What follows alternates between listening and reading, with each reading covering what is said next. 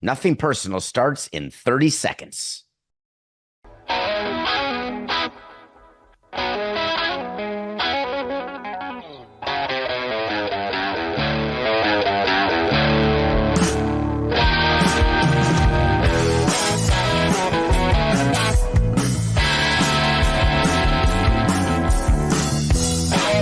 It's just business.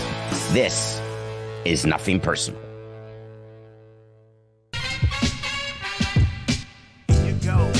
Here you go.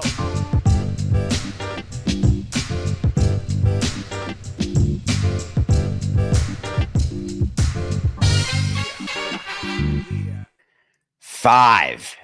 That's the Nothing Personal word of the day. It is Thursday, October 31st, 2024. Happy Halloween. And of course, happy birthday to our esteemed producer, Matthew Coca.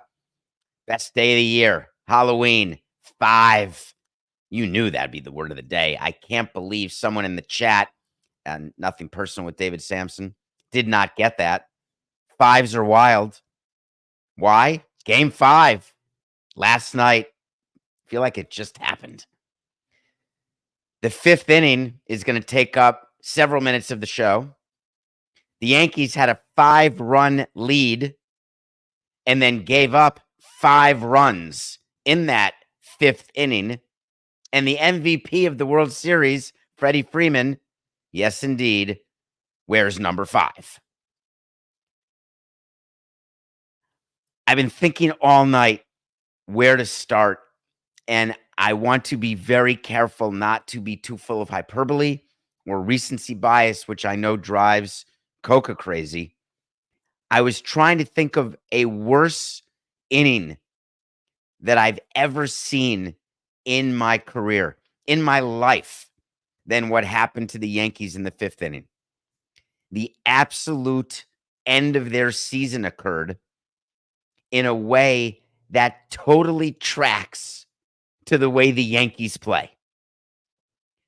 All season, we've been watching them not play fundamental baseball, making fun of PIP, which you may know as PFP, which I call PIP, pitchers infield practice, every spring training. They're in the backfields with no one watching. You've got a machine or a person or a coach or a guy at $5 an hour who wants an autograph or two and maybe the free spread in the clubhouse. Toss the ball to a pitcher. 1-1, 2-2, get over.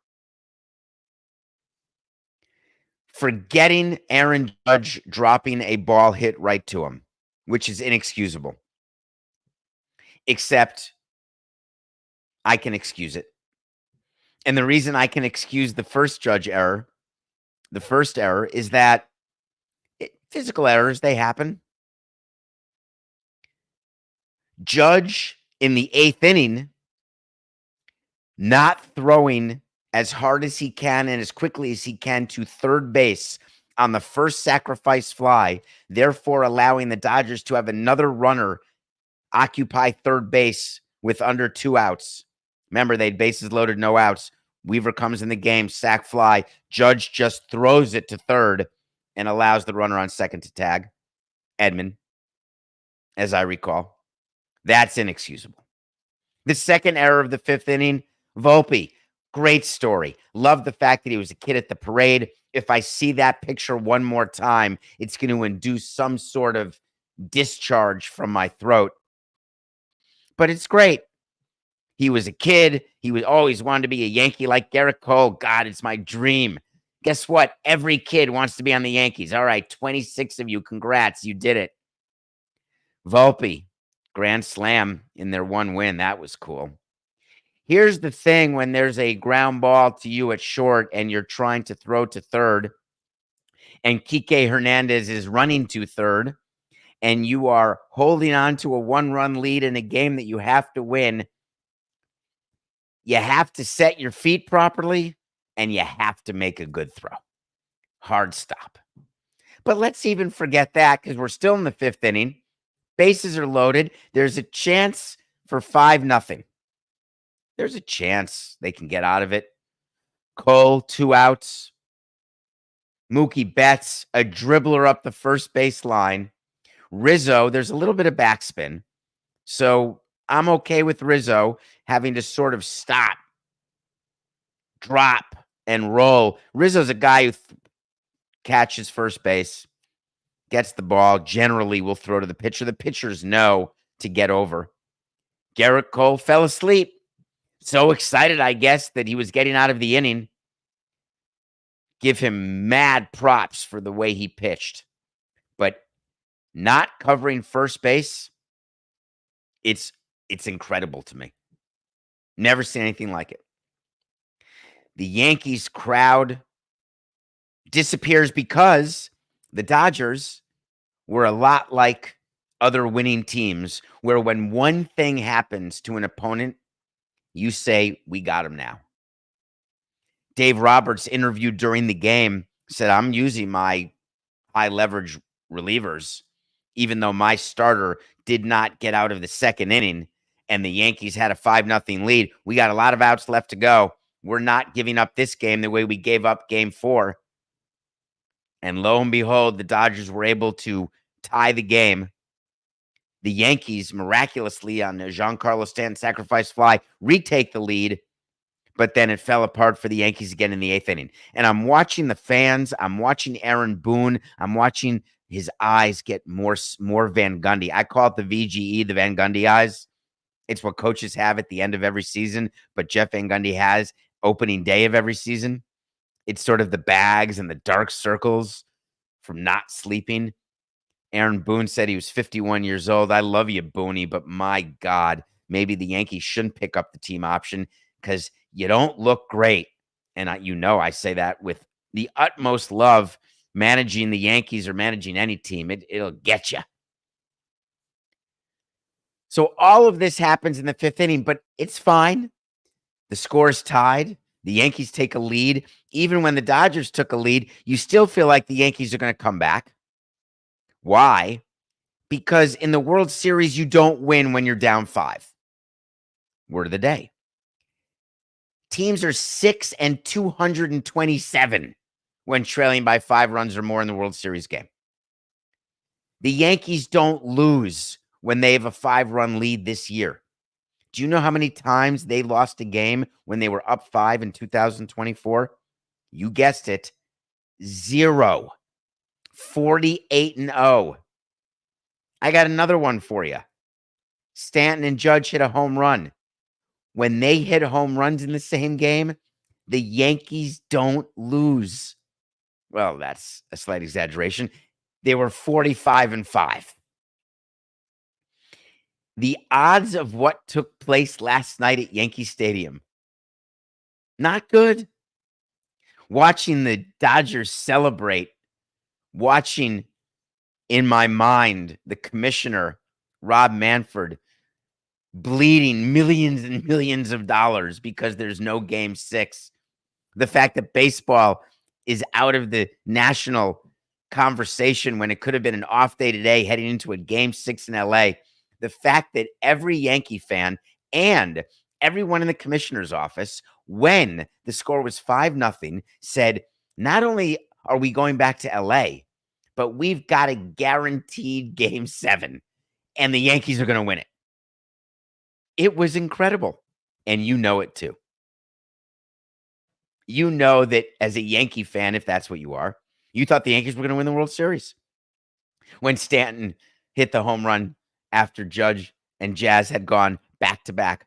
Frankly, when Judge hit the home run in the first inning, you assumed the game was over, which, of course, is funny because the game hadn't even started. There's 27 outs, 24 outs left to go for the Dodgers. Everyone just assumed the Yankees were going to win. Everybody. Baseball is a funny game. Did you think that Walker Buehler would close for the Dodgers? Were you paying attention to the way Dave Roberts had to use his bullpen in that game last night? Jack Flaherty was bad Jack Flaherty. Notice how they don't do one shot of his mom. Maybe she wasn't at the game, but only when he's pitching well. We don't get to see the DM, the despondent mommy picture. Flaherty doesn't make it out of the second. He starts the cavalcade of relievers, and you're doing the math and you're saying to yourself, hold on a second, they're out of relievers. They're not going to the direct they used in game 4 for sure. So what are they going to do? And there he goes, the game 7 starter. And it brought me back to my favorite manager. He's my favorite manager. I'm not worried about Walker Buehler pitching game 7. I don't want there to be a game 7. What are we saving him for? Walker Buehler comes out, pitches a perfect 9th to the bottom of the order. The most uneventful bottom of the 9th that I can ever remember of such a crappy game that the Yankees played. It was ground out, strikeout, all non-competitive at-bats. Walker Buehler pitching as though he had turned back the clock about 1.5 Tommy John surgeries. And just like that, the season ends. The celebration happens. You get interviewed if you are the owner, the president, the GM, the manager, the MVP, Freddie Freeman, number 5. You revel in it. You celebrate on the field. You take pictures. If you're the owner, sometimes you run the bases, maybe slide into home, get into the clubhouse. The Dodgers flew about 400 employees to the games, chartered 4 planes, including the player plane. All their employees are in New York, celebrating like it's 1999. And you know what happens today? It's next season time already. I always found it to be the most demonstrative of what the hamster wheel is that is baseball, is that no matter how your season ends, and I had a season end with 100 losses, and I had a season end with the World Series win, it's all the same. The day after your season ends, whether you're planning a World Series parade or whether you're planning a season ticket sales event or whether you're planning a new stadium or whether you're planning to sign the greatest free agent at 12:01 a.m. because you've totally tampered and you pretend that you haven't, and then you sign the guy immediately because you give in to the extra year. Love you, Jose Reyes. It starts the next day. So Andrew Friedman, as the president of baseball operations of the Dodgers, will get to spend some time making some ring rules, maybe using the ones from 2020, finding out a mailing address for Miguel Vargas, saying, yeah, you lost $1.21, but here's a ring for you, and for you, and for you. Or Andrew Friedman spends his time saying, I'm not exactly sure what we're going to do except to say that next year we're not going to have anything like the pitching injuries we had this year. We are good to go. The Dodgers had 8 starting pitchers, including Shohei Ohtani, not available to pitch. 8. Now, most teams will go through that many. We were a low payroll team, and we wanted 15 starters in spring training, thinking that that's what we'd have to go through, and we would call it for injury and lack of performance. That's code word. The scouts don't like when you do that. They like saying just injury. Here's a little funny side note, Coca. The reason why scouts and coaches and development people don't like when we say we want depth in order to account for poor performance in pitching is that they say, no, there's not going to be any poor performance. It'll just be pitching because these are the players we got you. These are the minor league free agents we found, or the major league free agents we found, or the players we drafted and scouted and then developed. They're never going to have poor performance. It'll just be injury. But we would say poor performance and injury. So the Dodgers are going to return their entire team other than the free agents. And so they have to decide, do we want Walker Buehler back? Do we want Jack Flaherty back? Do we want Kike Hernandez back? What do we do with Teoscar Hernandez? We got him for 1 year, $23 million. It ain't happening again that way. Teoscar's getting a long-term deal from somebody. What about our closer, Blake Trinan? He's a free agent. Joe Kelly, see you later. Daniel Hudson, have fun. Bye. You start the process of putting your roster together, And the Dodgers put it together knowing that they are in the dynasty business. They believe that with Ohtani coming back to pitch, with Ohtani signed long-term, they obviously have Betts, Freeman, the top of their lineup signed long-term. The pitchers returning from injury, they believe, and the odds makers agree that they are the favorites to win the World Series, regardless of bringing back Buehler or Flaherty. 2/3 of their postseason starting rotation may be gone, and to the Dodgers, does not matter. Think about the craziness of that statement. The Dodgers won a World Series over such a flawed Yankees team with 2 free agents to be, who it's very likely the Dodgers will say, Jack, no thanks. And Walker, just because you had 3 great starts in the postseason, your arm's hanging on by a needle and thread, 3 Tommy Johns is game over. There's no way we're signing you to 4 years plus. Andrew Friedman is not that dumb. The second thing that the Dodgers are counting on, excuse the mid-show drink that I just did.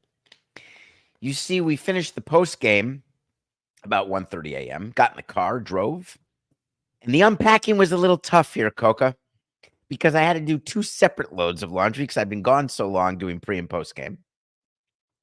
And I had so many different bags that there was no chance to even get a minute of rest. So the throat's a tiny bit scratchy. Where were we? Ohtani. Do you know that the Dodgers are saying to themselves that we're counting on Ohtani to be in the rotation, but not expecting it? Ohtani's people will tell you, of course, he's pitching and he's a top of the rotation guy. You guys were all thinking, hey, he might pitch during the postseason. No chance, toilet pants. That was never going to happen. And there is no guarantee that Ohtani coming back from his second, and stop calling it a procedure, it was his second Tommy John. There is not a guarantee that he comes back and performs at that level, but he's an MVP, unanimous this year. He will be. Not even an official wait to see, unanimous MVP as a DH. You're looking at his separated shoulder. You are explaining his bad performance in the World Series not as a permanent bad postseason performer like Aaron Judge. You are saying, hey, he had a subluxation. That's just dislocated shoulder. They played him, but in the regular season, he wasn't playing these games. Not a chance.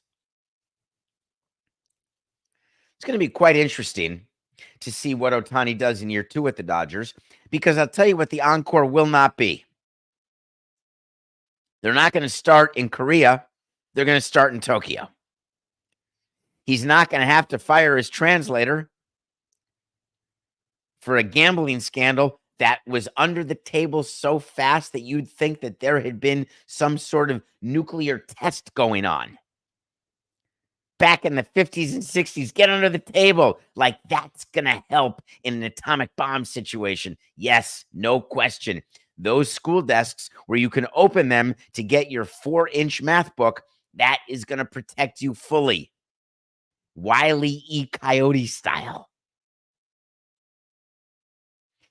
Do you know that of all of the people who were broadcasting, and I count myself because pre and post game, every World Series game, you may be watching me on the DraftKings network. I was not on that network.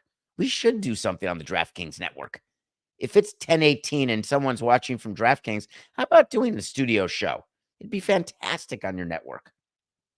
Anyway, Fox had the deal. They've got the postseason. They didn't spend too much time talking about the gambling scandal, did they? No mention. I mentioned it. I definitely mentioned it. I mentioned it on the pre and post game show and on this show, saying, wow, baseball did one hell of a job swiping that under the rug. That's a mixed metaphor. I can't remember the word that you use for putting something under the rug. So Ohtani goes from investigation to ring, and everything's great.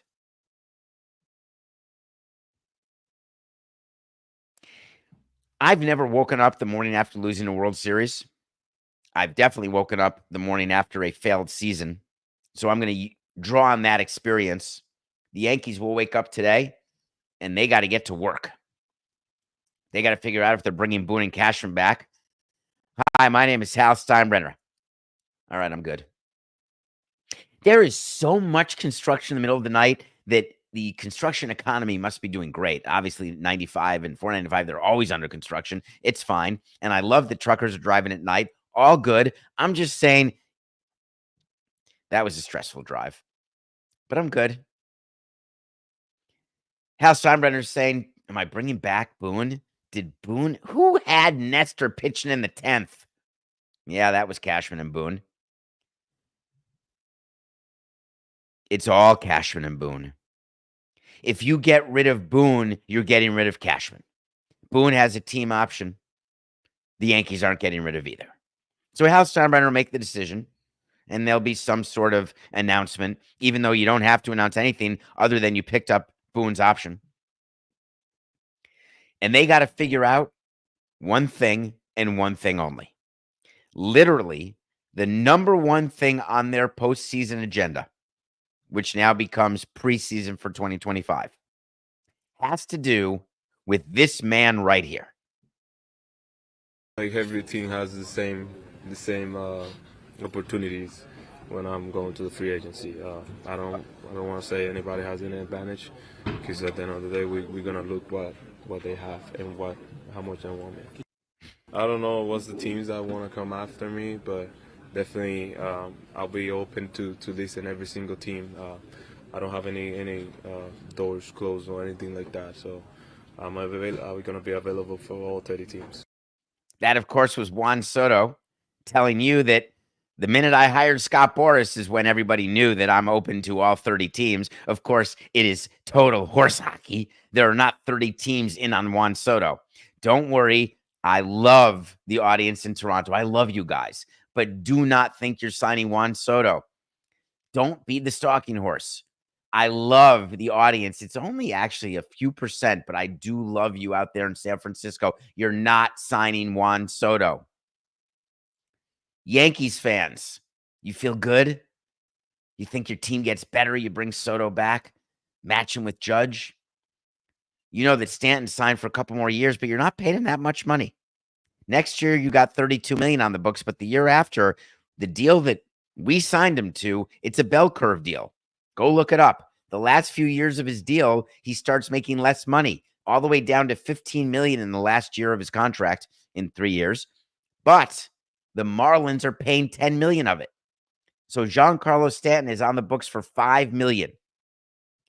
Can you maneuver a Soto deal where it's not a lot of money next year? Not even Ohtani style. That's my new word for Gangnam style, or my new word for pay me $2 million now and $68 million later because I've got all those endorsements. Oh man, my name is Juan Soto. I don't have those endorsements. Oh man, I'm Scott Boras. I only get my agent commission when the player gets paid, and if it's deferred, I'm not getting that for 10 years. Screw that. Deferrals? The Nationals tried that. Didn't work. But you're going to give Soto 14 years. Right? Sign him till he's 40. He's only 26. It's going to take 14. We'll have plenty of time to talk about Soto, but just get 14 in your mind and also get 446 in your mind. 446 is a number that not many people talk about, but that is the actual value of the Ohtani deal. That's the number that Boras is trying to beat in present value. He's not going to get the notional amount of 700 unless he finds a team to do deferrals the way Ohtani did. That's the only way Ohtani got to 700. There is no one in baseball who believes that Soto should get what Ohtani got because Ohtani gives you the chance, even if it's minuscule, the chance to pitch. Soto doesn't give you that. And don't be fooled by him being a Gold Glove finalist. He is an average defender, which is better than what Ohtani is because he's not a defender at all. Oh, but he's a top of the rotation pitcher. That may balance each other out. Just a wee bit, maybe. Were you surprised? I actually was totally surprised about that clip. If you're not watching this, Juan Soto gave that in his Yankee t-shirt It was a scrum, not at the podium, and his Yankee hat was on backwards, which is a step better than what Garrett Cole did when he was a free agent and a Boris client when he finished with the World Series for the Astros before signing for $324 million with the Yankees.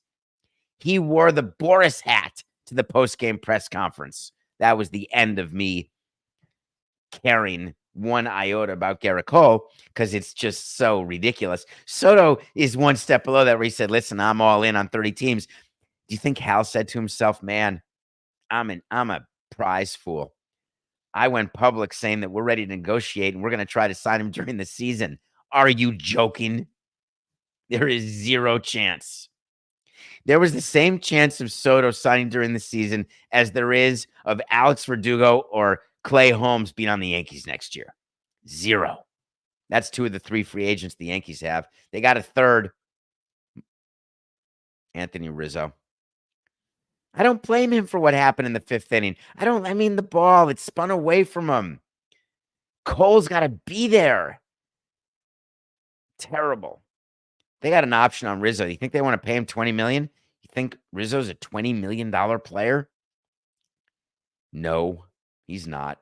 You could renegotiate and give him 2 years, tack on a year, bring the AAV down to 10, maybe get an extra year, 10 and 15, give him $5 more million extra, 25 over 2, saves you money, keeps Rizzo on the team. That may be the only scenario under which Rizzo stays.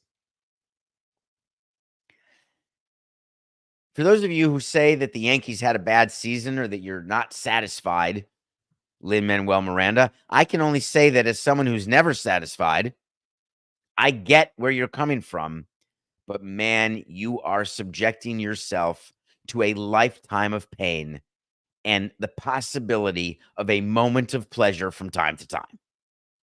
No, that's not what being a husband is. That is what being a Yankee fan is. Hey, you get an occasional bit of pleasure, but if you're not going to be satisfied with winning the pennant and you've got to win the World Series, sorry, it's just a bad day for you. Let me put a bow on the World Series before we go to break. I had a wait to see that said the Yankees would win in 7. I thought these 2 teams were evenly matched. All the experts did, and I thought so as well. You like what I did there? I didn't want to be that guy. Yeah, I'm the expert. I'm not. I'm just a guy. Just had a job. But I thought it was a very close series. This series was not even close. Forget the fact that it was a gentleman's sweep. That's not what made the series a blowout. What made it a blowout is the Dodgers outplayed the Yankees. They outpitched them. They outhit them. They outdefended them. They outsmarted them. They outmanaged them. Other than that, it was tight. It was so close. Just imagine if Nestor Cortez doesn't lay it in there for Freddie Freeman. Just think about the whole world sliding doors style. The Yankees take game 1. They get the split in LA. Even if they lose 2 out of 3, we're going back to LA for 6 and 7. And do you know that it didn't happen? It doesn't matter how close you are to winning a game. Hey, do you know what happened last night? But for the 5th inning, the Yankees had it nailed. They won that game. They won 8 out of 9 innings. Well, they didn't win the 8th. They won 7 out of 9 innings. That should count as a win. In conclusion, this was a great distraction, October. We had a bunch of great storylines. A bunch of low payroll teams made the playoffs. It's hard to remember that the Orioles were in the playoffs. The Guardians were in the playoffs. It's hard to remember how good the Guardians were because they got eliminated. It's hard to remember how good the Royals were because they got eliminated. MLB got exactly what it wanted. Yankees, Dodgers. Side note, a series between 2 teams, not the Yankees and Dodgers, that goes 7 is still not better than a 5-game Yankees-Dodgers series. Baseball got a better rating than a Monday Night Football game. Everything looks good. their star face of the sport, doesn't gamble. They get to open in Japan with Ohtani and Yamamoto this coming March. It really is, and they're playing against the Cubs. It really is great. But there's an underbelly. Major League Baseball is Ghostbusters 2. And I don't want to yuck on your yum if you're a Dodger fan, but it's time. Ghostbusters 2, as you may recall, underneath the subway, there was this gurgling, and it was like lava. And I'm not sort of being Seth Meyers here, except to say that I don't exactly know what it is. I just know that it's going to be very bad. There are so many issues between the league and the union. There's so many issues between the owners and the owners. There is low revenue versus high revenue, low payroll, high payroll. The owners are despondent about what's going on with Tampa. They are furious with what's going on in Oakland. Meanwhile, I can find you 8 owners who would vote right now to have the Dodgers never play another game in October. And as far as they're concerned, the Yankees can pound sand. I don't want to alarm anybody about the work stoppage that's coming at the end of this CBA. I don't want to alarm you to say that you should not be able to enjoy this if you are a Dodger fan. But to the other 29 fan bases who all left with your head hung low because you didn't get what you wanted at the end of the season, you will think back fondly to this year as the year where you could have almost had it all. And then next year, you'll walk into spring training in only 4 short months, and you will say to yourself, I think we can win it all. It was a fun year. I do miss baseball already. I miss it. What a game. Worst game ever. 5. That's the nothing personal word of the day. All right, let's take a break. When we come back, it is Thursday. And guess what? TSMGO. The show must go on. We're going to review a movie for my top 100. I don't know what number it is, but I would expect it to be relatively high. And I got to watch it this week alone in a hotel room. It's not that kind of movie.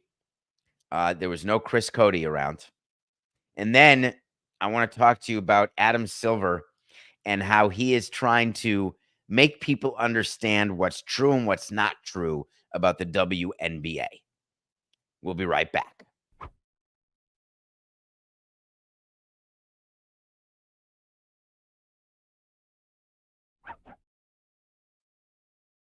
Welcome back to Nothing Personal. It's David Sampson coming at you live. Thank you for downloading, subscribing, telling your friends about it. What we do every day here. With the birthday boy, Matthew Coca. Happy birthday. Do you want to say anything, Coca? Do you want your voice to be heard on this show? Do you want your face to be seen with a quick... Do you know all of us in the chat room, we could sing happy birthday to you right now. Would you like that? He doesn't like his birthday. All right, here we go. Everybody in the chat room, do it with your fingers. If you're watching or listening, happy birthday to Coca. Happy birthday, dear Coca. Happy birthday to the best producer and maybe the grumpiest guy who always knows what I should be talking about, what I shouldn't be, and when I have no idea what I'm doing, but he makes me look good all the time. And I don't think he loves his job, but I hope he really does because we've been doing it for 5 years and we're not going to stop.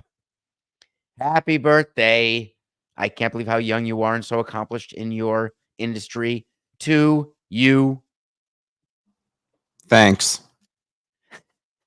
Yeah. Wait, was that just in my ear or was that to everybody? He just yelled thanks, but I think. Okay, that was. Do you know how depressing it is to watch Bridges of Madison County alone in a hotel room in Stanford? When it's my go-to cry movie anyway, and it happened to be randomly chosen, and you made me watch it this past week, and it made me question every life choice I've ever made. I sit there holding onto the handle, wondering whether or not I'm going to find a Francesca or whether I have found a Francesca, whether or not I'm the guy in the trailer, whether I'm the photographer. I don't know if I'm Robert. I don't know if I'm a farmer. I don't know if I'm the kid discovering something about my parents. I just know waterworks and the tissues at the Residence Inn, not great. I'm talking chafing level tissues, institutional level tissues. Yes, I traveled with my own. I love the ones that come with a little aloe because, yes, I had a little tear in my eye and I had the sniffles and I didn't want to be raw because that requires extra makeup so I can get criticized for putting too much on. It's such a good movie. Now, if you like reading books, read the book and watch the movie. If you don't like reading books, don't read the book and just watch the movie. But there's no way you only like reading the book and not watching the movie. Who does that? Such a good movie. It's number 48 on my list of top 100, which you can find at davidsamsonpodcast.com. There we have a document where you can see every one of the top 100 movies. And you also can see inside the document this. And what this is a document showing all of the top 100 and which ones we reviewed. Because every Thursday, we're going to review a new movie from the top 100. And I can't remember. Is yellow the ones we've done? I think yellow is what we've reviewed. Green is what we have left. It's a lot more yellow. What are we reviewing next week? The Green Mile. The Green Mile is a fantastic movie. And I'm completely blanking right now, which is really annoying to me. Michael Clark Duncan, rest in peace. Coca, does that sound right to you? I don't think he'd know this. He may not have even heard of the movie. Nothing Personal Pick of the Day, presented by DraftKings. Stay tuned because you'll hear more about DraftKings and all it has to offer throughout the show. DraftKings, the crown is yours. It's Thursday night, and we've got a Thursday night football game. In what is incredibly bizarre to me, the New York Jets are favored over the Houston Texans. Maybe that's because Aaron Rodgers is the quarterback not of today, but of yesteryear, and CJ Stroud is the quarterback of 20 years from now and not today. I have no idea. What I do know is the Texans are plus 105. Lines are subject to change. And I'm taking them, the money line, not the points. The Jets are favored. I could take the 1.5. Forget it. Texans plus 105 money line over the Jets. That's your Nothing Personal Pick of the Day presented by DraftKings. I successfully took the Yankees every single game this World Series. Is that true, Coca? I think I did. I guess that means I went 1-4. We're 150 and 159 after last night's loss. Well, baseball season's over. Now we got hockey, basketball, football, plenty.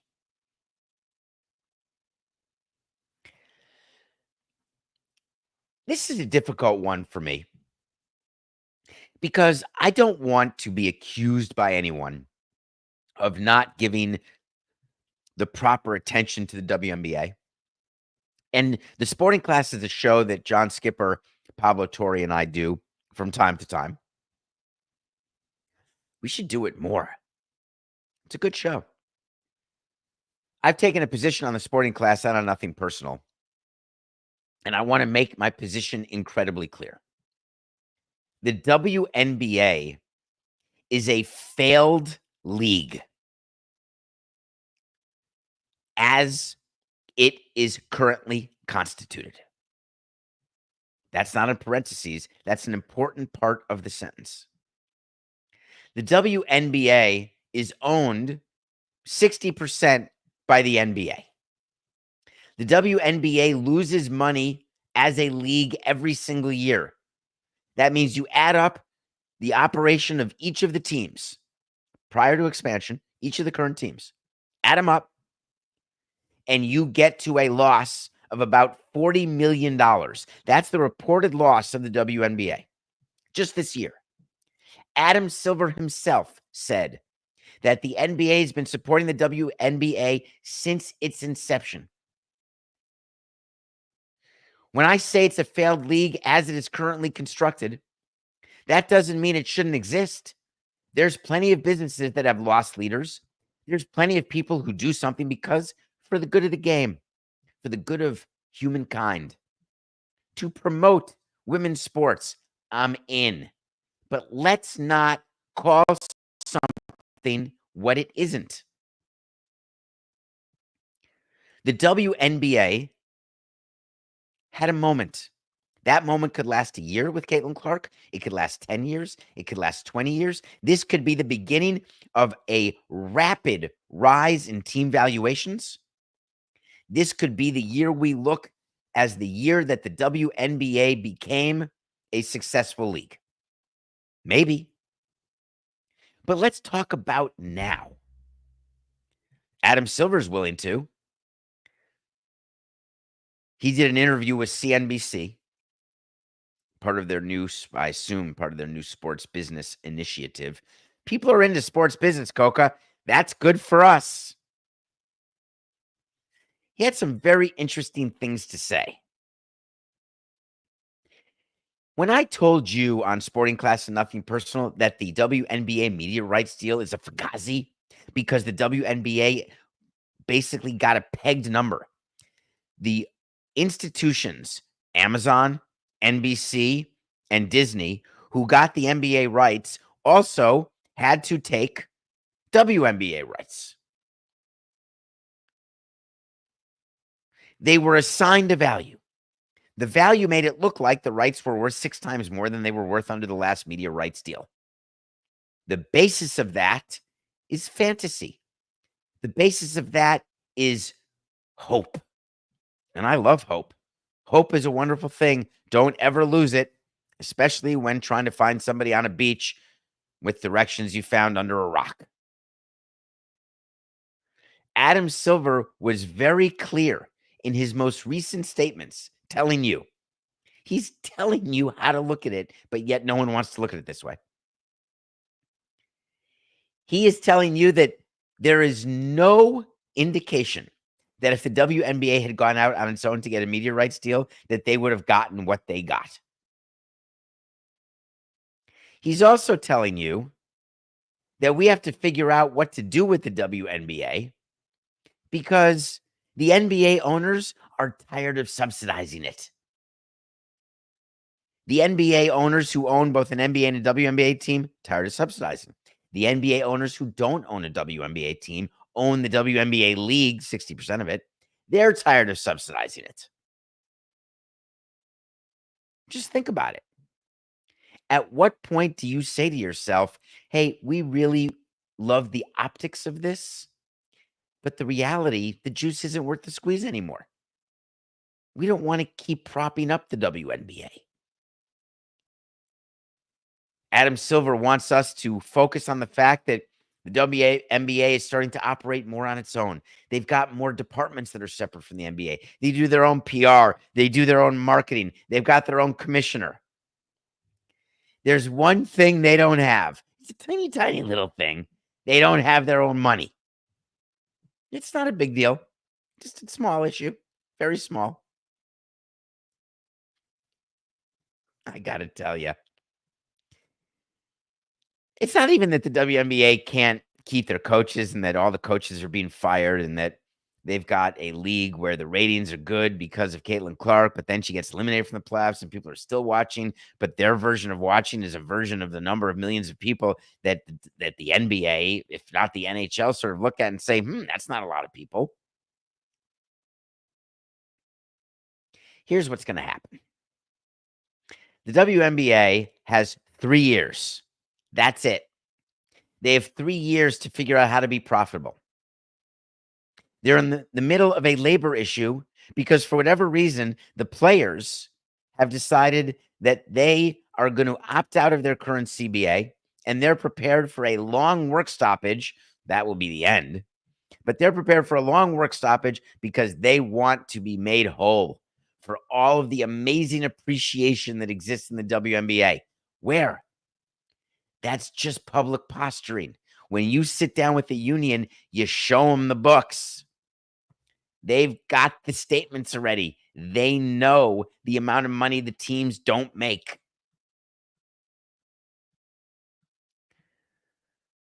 Maybe what'll happen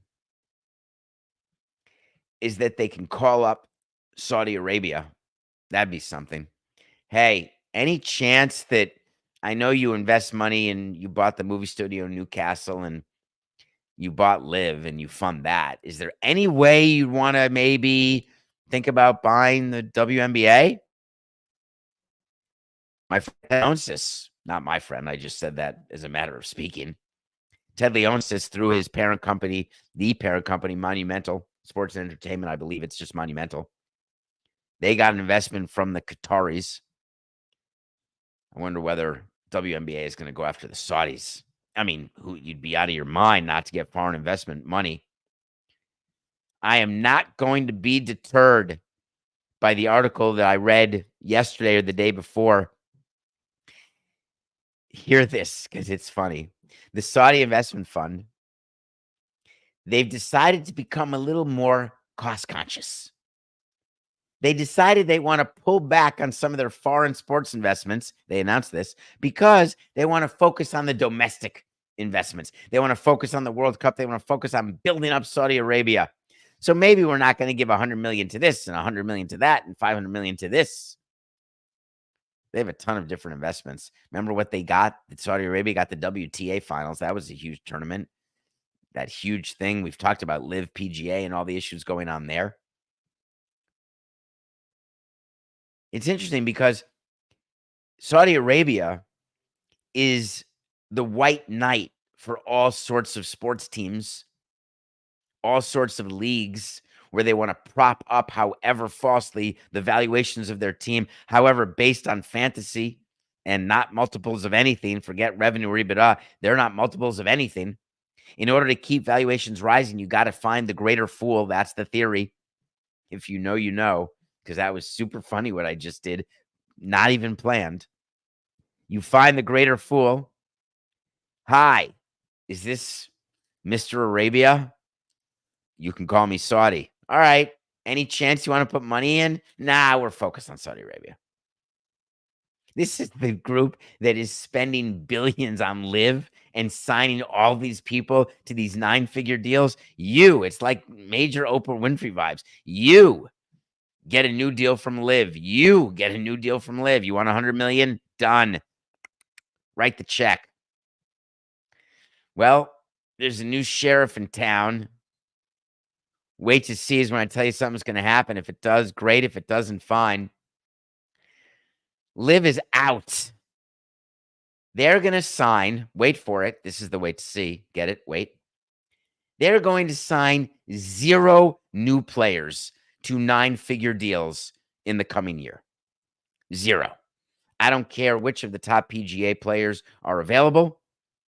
Live is getting out of the 9-figure deal business. Bad news for you golfers out there. You're going to have to go back to the PGA and actually win, compete. Oh, that's right. They've tried to change the whole PGA to a participation trophy tour. Like Live, thanks for showing up. Here's a $1 for you and a $1 for you just because you're here. Cuts, forget it. 3 days of rounds, don't worry. Work a day fewer, make more money. Hold on. Where do I sign up for that? Nah, I would never do that to you. We're a daily show. How many of the shows do you listen to that are weekly or a couple times a week? Forget all that. You got to work. We all have to work. That's the thing about work. If you love what you do, then you have happy birthdays every year. If you love what you do, then you really don't work a day in your life. If you love golfing, why wouldn't you care? Get a 4th day of rounds.